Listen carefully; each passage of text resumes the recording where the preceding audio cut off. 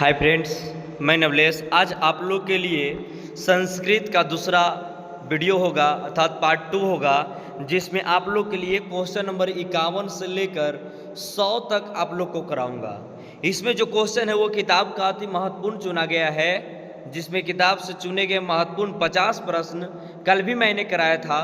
यदि आप लोग उस सीरीज को पार्ट 1 वीडियो को नहीं देखे होंगे तो डिस्क्रिप्शन में लिंक डाला है, उस वीडियो को पहले जाकर देख ले, तब आगे 50 तक देखने के बाद 51 से 100 तक देखिएगा।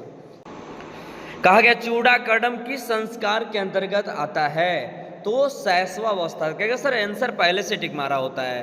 तो ये जो सीरीज आप लोग का चालू किया है, जिसमें आप लोग का आंसर सिर्फ आंसर रिवाइज करने के लिए एक सिलेबस दिया है जो आप लोग पढ़ भी चुके होंगे, लेकिन एक ऐसा सीरीज जो आप लोग सिर्फ आंसर को माइंड में सेट करना है ताकि आते समय टेक मरवा जाए। चलते हैं अगला प्रश्न।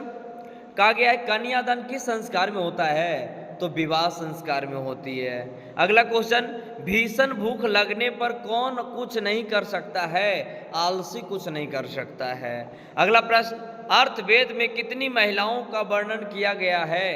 5 महिलाओं का वर्णन किया गया है। कौन गीत गाते हैं? देवता लोग गाते हैं। किसका गाते हैं? तो भारत माता जी को गीत गाते हैं। बोला अगला प्रश्न, मरने के बाद कौन सा संस्कार होती है? तो दाह संस्कार होती है। वीरेश्वर नाम मंत्री कहाँ के राजा कहाँ रहता था? तो मिथिला में रहता था। बोला कि अच्युत राय की रानी कौन थी? अच्युत राय की रानी जो था वो तिरुलांबा थी। अगला प्रश्न, भारत की शोभा कौन प्रशंसा करता है? देवता प्रशंसा करता है। अगला प्रश्न, याज्ञवल्क्य अपने पत्नी को क्या शिक्षा देती है? आत्म तत्व की शिक्षा देती है। बोला आलसियों को कौन अन्न और वस्त्र देते हैं? तो वीरेश्वर देते हैं। अगला प्रश्न, बोला कि इसके शासनकाल में पाटलिपुत्र शोभा रक्षा व्यवस्था का अधिकृत रहा था? तो चंद्रगुप्त मौर्य के समय पाटलिपुत्र की उत्कृष्ट व्यवस्था बहुत टंच थी। बोला अगला प्रश्न, जनक की सभा में शास्त्र कुलसली कौन विदुषी रहती थी? तो गागरी रहती थी। अगला प्रश्न, भारत का महिमा कहाँ गाई जाती है? तो सभी जगह गाई जाती है, यहाँ वहाँ पटना भारत के सभी जगह गाई जाती है। आलसी पुरुष कितने थे? आप लोग पढ़े होंगे कि जो आलस वाला चैप्टर वो अच्छा मज़ेदार लगा होगा जब मैं पढ़ाया था। तो आप लोग का भी ये सीरीज चालू करेंगे। थोड़ा सा आर्थिक प्रॉब्लम होने के कारण आप लोग के साथ जो वीडियो चालू करेंगे वो सब्जेक्टिव भी कुछ दिन के बाद चालू होगा। कहा गया अगला क्वेश्चन, भारत भूमि किससे सेवित है? तो सागर से, पर्वत से, झरना से। जब भी सभी आ जाए आंसर तो आप लोग को ये ऑप्शन वाले याद करना है, सागर, पर्वत और झरना, इनमें से सभी होती है। कूटनीतम काव्य के रचनाकार कौन है? तो दामोदर गुप्त हैं। अगला बोला कि आलस कथा पाठ किस दोष का वर्णन किया गया है? आलस का वर्णन किया गया है। वर्तमान काल में संस्कृति लेखिका कौन है? मिथिलेश कुमार मिस्त्री। थोड़ा सा मिस्टेक है, मिथिलेश कुमार शुक्ल होना चाहिए। आलसाला में आग क्यों लगाई गई? आलसियों को परीक्षा लेने के लिए आलसाला में क्या लगाया था?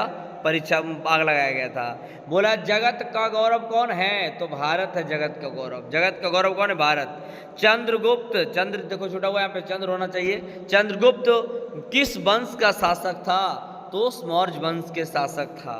जन्म से पूर्व कितने संस्कार होती है? तो त्रय में 3 संस्कार होती है। आलस कथा पाठ में किस तत्व महत्व का वर्णन किया गया? मानव गुण का वर्णन किया गया है। पंडित छमाराव द्वारा रचित सत्याग्रह गीता किसके द्वारा दर्शन प्रभावित किया गया था? तो महात्मा गांधी के द्वारा प्रभावित किया गया है। भारत महिमा पाठ का प्रथम पद श्लोक कहाँ से संकलित है? विष्णु पुराण से संकलित है। अगला, सिख के 10वें गुरु कौन थे? सिखों के 10वें गुरु गोविंद सिंह थे। बोला गया है कारुणिक के बिना किसकी गति नहीं होती है? आलसियों के बिना उसकी गति नहीं होती, करुणा के बिना। पंडित छमाराव के पिता कौन था? पंडित शंकरा पांडुरंग था। बोला अगला, पाटलिपुत्र का बुध का काल नाम क्या था? पाटलीग्राम। मैंने पाटलिपुत्र के बुध के समय क्या कहा जाता था पाटलिपुत्र को? तो पाटलीग्राम कहा जाता था। बोला गया अगला, आलसाला में आग लगी, आग को देखकर कौन भाग गए? धूर्त लोग भाग गए थे, लेकिन आलसी रह गया था। भारतीय हमारी भारतीय धरा कैसी है? एक विशाल धरा है। बोला अगला प्रश्न, पटना के किस दिशा में गंगा नदी बहती है? तो उत्तर दिशा में बहती है। बोला गया नामकरण किस संस्कार में होती है? तो नामकरण जब बचपन रहता है तो बोला जाता है माँ बाप किसका किस नाम रखे, अर्थात नामकरण बचपन संस्कार में होती है। जाति कर्म में भेदभाव को युक्त हो लोगों से क्या क्या वहन करते हैं? एकता। अगर एकता रहते हैं तो धर्म को लेकर, लिंग विभेद को लेकर आप लोग विभेद उत्पन्न कर सकते हैं।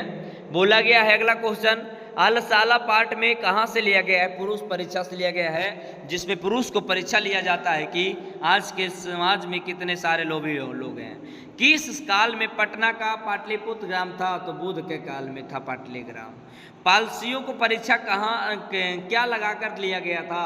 आग लगाकर लिया गया था आलसियों को, अर्थात कमरा में आग लगा दिया जिसमें धूर्त लोग भागे थे, 4 आलसी लोग जो था सोए हुए रह गए थे। याज्ञवल्क्य किसका शिक्षा देती है? आत्म तत्व की शिक्षा देती है। मैंने आत्म तत्व के बारे में बताते हैं याज्ञवल्क्य के बारे में। गोल घर कहाँ अवस्थित है? तो गोल घर पटना में अवस्थित है। कौन सा स्थित है? कहाँ स्थित है? पटना स्थित है। बोला चारों आलसियों को क्या पकड़कर बाहर निकाला गया? केस पकड़कर उन लोग को क्या किया गया? बाहर निकाला गया। अगला क्वेश्चन है, चंद्रादित्य की रानी कौन थी? विजय भट्टारिका। कौन थी? विजय भट्टारिका। भारत पाठ में द्वितीय श्लोक किस पुराण से संकलित है? भागवत पुराण से संकलित है। बोला है पाटलिपुत्र जो था उसका इतिहास कितना वर्ष पुराना था?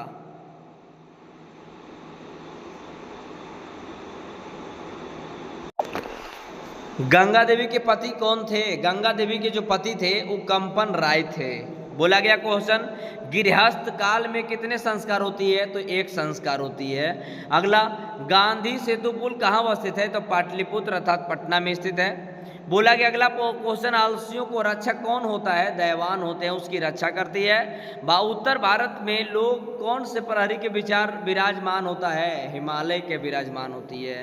बोला अरे हल्ला कैसा किसने बोला? प्रथम पुरुष ने, अर्थात आगे आलसी वाली कहानी। और आलसी कहानी में जो था वो पहला व्यक्ति ने बोला था कि अरे कैसा हल्ला। दूसरा व्यक्ति ने कहा कि किसी लगता है घर में आग लग गया। तीसरा व्यक्ति ने बोला कि इस कोई ऐसा दैवान व्यक्ति नहीं है जो इस पे मेरा शीतल चादर उड़ा दे। तो चौथा व्यक्ति ने बोला कि अबे सो हम लोग कितने हल्ले कर रहे हैं। तो अरे हल्ला किसने बोला? तो प्रथम पुरुष ने बोला था।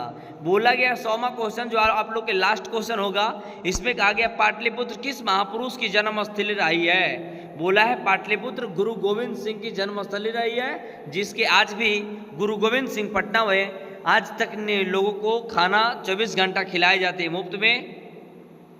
और इसके माध्यम से आप लोग का वीडियो समाप्त होती है। वीडियो पूरा देखें और दोस्तों के साथ शेयर करें, लाइक कमेंट सब्सक्राइब करें। लेकिन अगर वीडियो अच्छा लगे तो अपने दोस्तों के साथ शेयर अवश्य करें, ताकि मैं अपना अगला पार्ट सब्जेक्टिव और इसका 300 ऑब्जेक्टिव का टारगेट है कि चैप्टर का 300 ऑब्जेक्टिव आप लोग के सामने प्रकट करूं और सब्जेक्टिव क्वेश्चन धीरे धीरे आगे आए।